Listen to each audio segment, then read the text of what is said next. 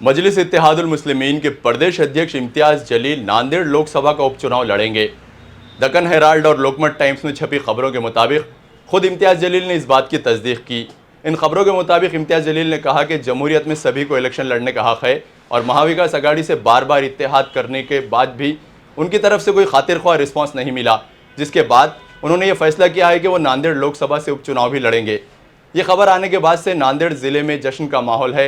मराठवाड़ा सदर फिरोज खान लाला, जिला सदर मिर्जा अमजद बेग और शहर सदर मोहम्मद साबिर चौश ने इमाम के कार्यालय पर जश्न मनाया। जो इमाम को कामयाब कर सकता, देखिए हाल हकीकत यही है कि 2024 के अंदर नांदेड़ की अवाम, सेक्युलर अवाम, जिसमें दलित, मुस्लिम, पिछड़े सब तबकात के लोग, इनके पास ऑप्शन नहीं था। एक मजबूरी में जो है सो एक कैंडिडेट को उन्होंने वोट दिया था। और आज इम्तियाज जलील साहब एक इंटेलेक्चुअल्स, एक तालीम याफ्ता और 2019 से 2024 तक का अगर उनका रिकॉर्ड देखेंगे, जब भी पार्लियामेंट के अंदर खड़े तो सबसे पहले महाराष्ट्र के विकास की बात किए, तमाम महाराष्ट्र के जो नौजवान बेरोज़गार है उनकी बात किए और महाराष्ट्र के किसानों के लिए बात किए और महाराष्ट्र के डेवलपमेंट की बात की। इसलिए हम ये चाहते हैं कि 2024 के अंदर इंशाअल्लाह अज़ीज़ इम्तियाज जलील साहब यहाँ से जीत कर जाएंगे और यह अल्लाह सुब्हानो ताला से हमारी उम्मीद भी है, अल्लाह की ज़ात से उम्मीद है। और यकीनन आज जो कार्यकर्ताओं में जो उत्सुकता है और जो ख्वाहिश है कार्यकर्ताओं में, आज जो जज्बा जोश है, इन कई तरह के इल्ज़ामात लगाते थे। आपने देखा कि 2024 में सब फर्जी सेकुलर पार्टियां और फ़िरका परस्त ताकतों ने मिलके एक इम्तियाज जलील साहब को गिराने की कोशिश की और गिराए।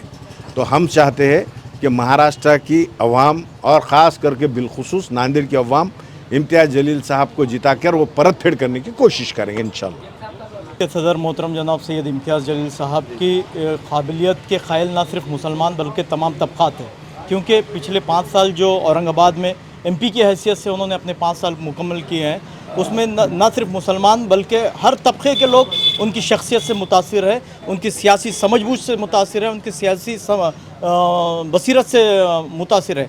तो जहाँ पर नांदेड़ में बाई इलेक्शन होने जा रहा है, हम तमाम ने, नांदेड़ के तमाम तर्जुमेदारों ने ये फ़ैसला लिया है कि अगर यहाँ से सैयद इम्तियाज़ जलील साहब अगर MP का इलेक्शन लड़ते हैं, कॉन्टेस्ट करते हैं, तो यकीनन हमारी जीत होगी और तमाम तबक़ात जो उनको समझते हैं वो यकीनन इनको वोट करेंगे और मजलिस इत्तेहादुल मुस्लिमीन के बैनर पे सैयद इम्तियाज़ जलील साहब कभी इम्कानात है कि सैयद इम्तियाज़ जलील साहब यहाँ से इलेक्शन लड़ेंगे। असद साहब को भी बात करेंगे साहब कि यहाँ से बाय इलेक्शन आप लड़ना चाहिए, तो इम्तियाज जलील साहब ने बोले अभी उसकी घोषणा होने के बाद देखेंगे, पर वहाँ का पूरा डाटा कलेक्ट करके आप मुझे दीजिए।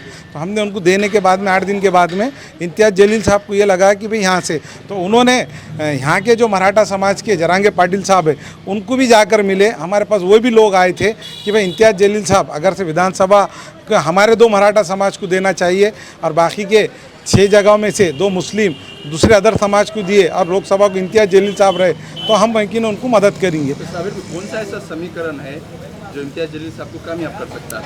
इंशाअल्लाह ताला अभी का जो समीकरण दिख रहा है हमको, जरांगे पाटिल साहब के कुछ लोग हमारे जो टच में है, हम डायरेक्ट उनके इम्तियाज जलील साहब से बात करा। इम्तियाज जलील साहब ने जरांगे पाटिल साहब को मिलने के बाद उन्होंने कल हमको ये बोले कि इंशाअल्लाह ताला हम इलेक्शन लड़ाएंगे। तो हमारी यही ख्वाहिश रहेंगी कि इम्तियाज जलील साहब ही लड़ना चाहिए, ये हमारा डिमांड है उनसे।